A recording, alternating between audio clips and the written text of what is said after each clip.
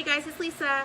Tonight I'm discussing how politics has really affected our relationships the last couple of years with our new president, and whether you are on the right, left, center, or really usually don't care and suddenly find yourself amidst all of the debate, it certainly is having a big impact on a lot of relationships, both family, friends, and even spouses fighting.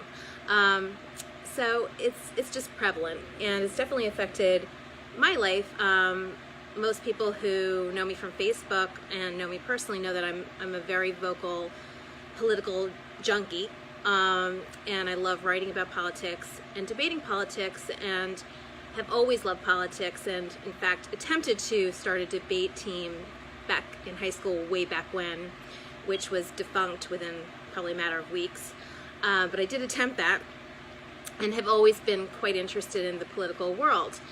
And unfortunately what's happening is just so much antagonism, both sides fighting, and the division is just endless and relentless, and tolerance that is demanded isn't given. And it's very difficult to have maybe even the most basic of conversations with some people who seem to insert Trump into the conversation, those who don't like him, to start discussing him.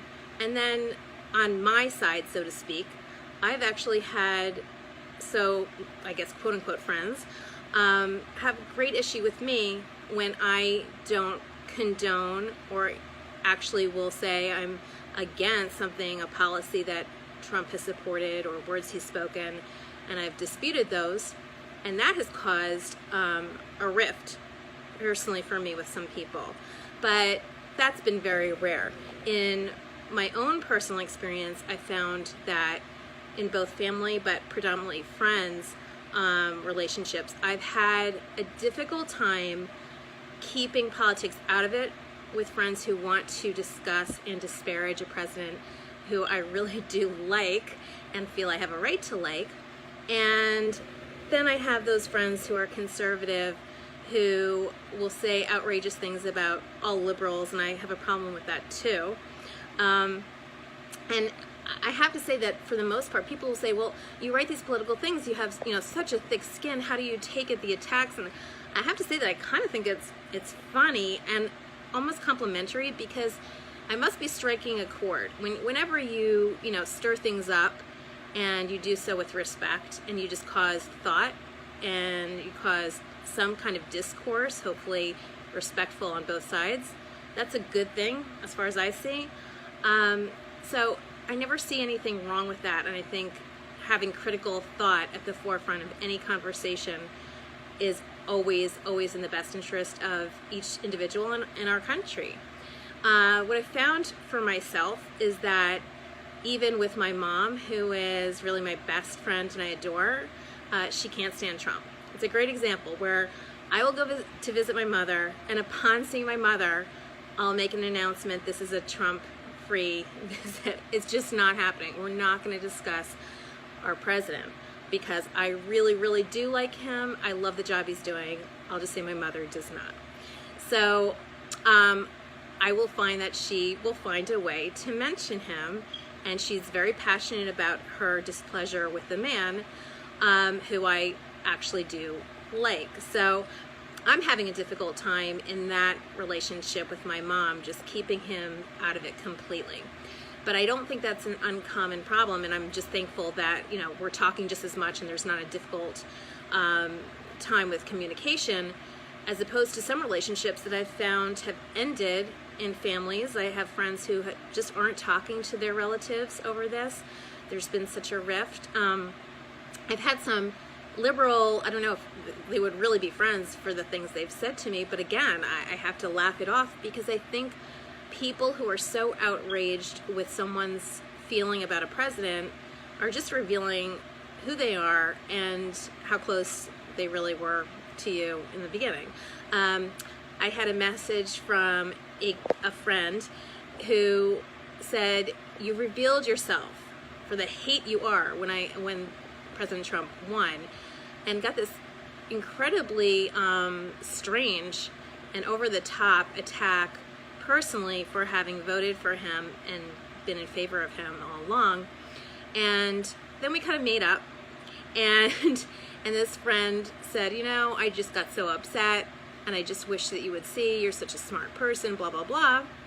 And then recently got another message saying that he hates me because I'm a Trumpette and is done. So I think that kind of reaction from anyone, of course, is just so absurd that it's just, you know, really about something else with that person and their thought process. But it's not that uncommon, and that's what's so wild about what's going on, is people, their vitriol is just so explosive and sometimes so unpredictable. I've had dinners, group dinners, where people start fighting. I was at a party a few months ago where I really couldn't just keep up with the personal attack on me for being this Jewish, educated New Yorker who somehow doesn't have a right to be a conservative. And I find that just so odd, because if you're going to be educated enough, supposedly, to know why somebody shouldn't be in one way, then you should be educated enough to know that they certainly have a right to be, and that you're never going to win someone over on one issue or to change them altogether to another party. You're not going to sway someone by attacking them, whether it's about politics or anything else.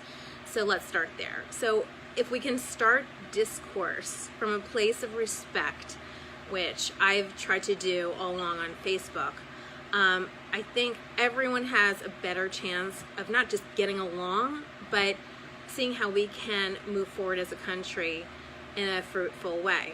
I think we should all hope that our president does well. That's my view. I don't think that you should hope that the country is harmed at the hands of a presidency so that we can say, look, he's doing a terrible job, let's get rid of him. So we love our country, we love the people in our country, and we want him to succeed. That's my hope. It's not what I see all the time, but it's my hope. But this isn't about me being conservative or trying in any way to convince anyone of that opinion. It's about everyone's opinion being okay. I won't get into more of the vitriol that I've experienced being a conservative. What I am concerned with is finding a way of people moving forward and learning more about issues so that we can discuss them and really figure out solutions that work. And I think that should always be what the motivation is behind any discussion. And I'm hoping to hear from you guys and hearing your anecdotal stories. I've heard many of them. I'm ready to hear more. I'd love to hear some positive feedback about, hey, you know what, I had this discussion and I learned something. It opened my mind to a view. It let me discover something about what I believe that maybe I hadn't even known I did. For me, I had grown up thinking I was liberal. I just grew up with that, hey, you know, that assumption, okay, well, I concluded that because I grew up with it. And then I was kind of told to look at my own views, check, one by one, and see where they really lay and where my viewpoint leads me, what party. And I'm not moderate, I'm not left, I'm very much on one side, and that's to the right. And I am proudly to the right, and I've made sure that I know why I'm on the right. And I would just hope that anyone who has any anger toward the right or toward the left can just get rid of the anger and discuss issues with researched opinions, so that you're not just spouting out things that you heard on TV or what your family told you growing up, but things that that resonate with you, know your issues if you want to, or just stay out of it altogether. I don't think anyone is obligated to be interested in politics. I don't think you're obligated to vote. I think you're obligated to respect and to open your ears if you're in a conversation and let someone speak and let them be heard, and then respond in a respectful way. And it's really that simple. So I'm hoping that this little video just gives a little hint of what I'm hoping as a conservative for all of us, and that it's that easy to just switch it around to respect to listening, and to just friendship all around. I'm going to be back, I think, tomorrow night for another video. Love. Bye.